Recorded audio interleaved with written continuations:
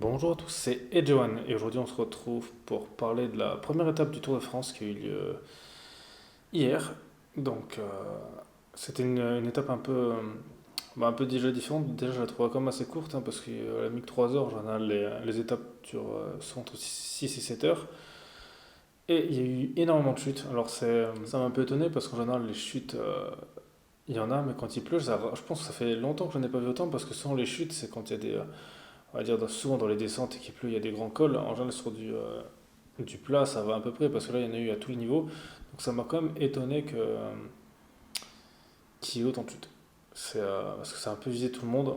Bon, après cette année, ça Tour de France un peu différent parce qu'il y a énormément de coureurs favoris qui sont pas là. Donc les chutes, là, il y a notamment Thibaut Pinot qui est tombé vers la fin, mais bon, vu qu'il était dans les 3 derniers kilomètres, ça compte pas. Donc ça compte pas, je veux dire, il est dans le même. Il n'a pas de pénalité de temps, peu importe le temps qu'il met. Mais donc voilà, donc pour lui,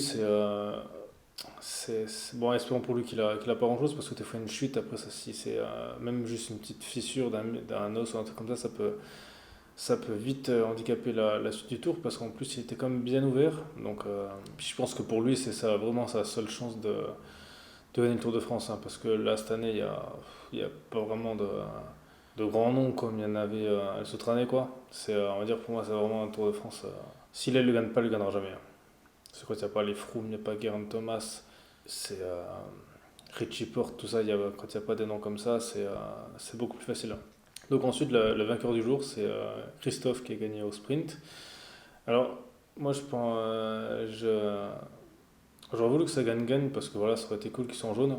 Mais pourtant, je pensais qu'il allait gagner parce en plus, il avait dit qu'il voulait justement essayer d'être en jaune, essayer de gagner l'étape là, et qu'il était chaud quoi, mais il a fait comme d'hab. En fait, Sagan, justement, c'est un super coureur, mais pour moi, il a un gros défaut au sprint, c'est qu'il se fait, il a du mal à bien se placer.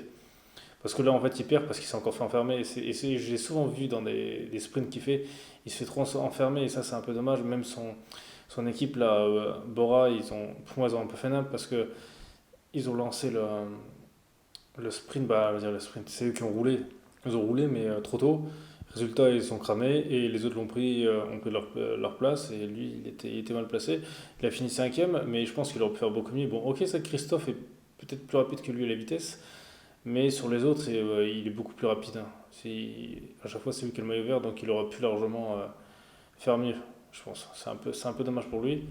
Bon, il peut toujours jouer le maillot vert, mais là, c'est un peu dommage qu'il fasse souvent les mêmes erreurs. Heureusement qu'il est bon, bah, qu'il sait les meilleurs grimpeurs que les autres. C'est ce qui peut le sauver parce que je crois qu'il a déjà été en plus, je crois, maillot vert sans, je crois, gagner une étape même. Je crois il avait déjà réussi, je crois, un exploit comme ça. Qui finissait tout le temps deuxième à un moment, mais voilà. Bon, après, le tour c'est encore long. Même si cette année c'est beaucoup montagneux, c'est vrai que cette année le tour va être. Donc voilà, donc vu que cette année il y a beaucoup moins de grands noms que les autres années, je pense que ça va être. Le tour va vraiment être très disputé dans le sens où, en général, les étapes de montagne, bon, on prend les exemples, on va dire, des coureurs comme Thibaut Pinot, voilà, donc voilà, qui est un coureur, c'est un bon coureur, mais en général, c'est pas sur lui qu'on mise à la fin. C'est des coureurs comme même Romain Bardet, en fait, c'est des coureurs qui sont bons en montagne, mais qui savent pas genre, à faire plusieurs jours de suite.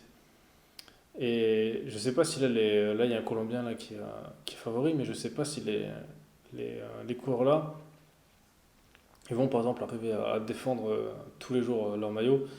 Et ça risque de. Moi, je parie justement sur un truc comme ça, sur un truc que le maillot peut changer d'une étape à l'autre.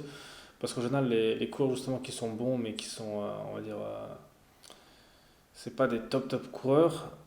En général, ils sont bons sur certaines étapes de montagne, mais peuvent se ramasser sur d'autres. Donc ça, à voir. Ça peut être assez. Je pense que cette année, ça va être assez intéressant.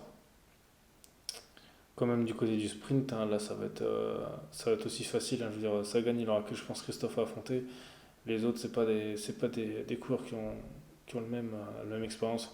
Sinon, ouais, bah, à part ça, il y a pas eu, ouais, bon, il y a pas eu grand-chose. Hein. De toute façon, c'est souvent ça dans le tour, en général, les étapes de plaine. Ça se dispute qu'à la fin, et puis ouais, juste le nombre de chutes incalculable. Heureusement qu'il n'y a pas eu de grosses chutes de favoris, parce que là, c'est vrai, ça m'a quand même étonné qu'il y ait autant de chutes, parce qu'il y en a, bon, il y avait certaines petites montées, mais il y en a comme sur du plat, là, puis il y en a une à la fin, il y en a eu tout le temps, tout le temps, tout le temps, tout le temps.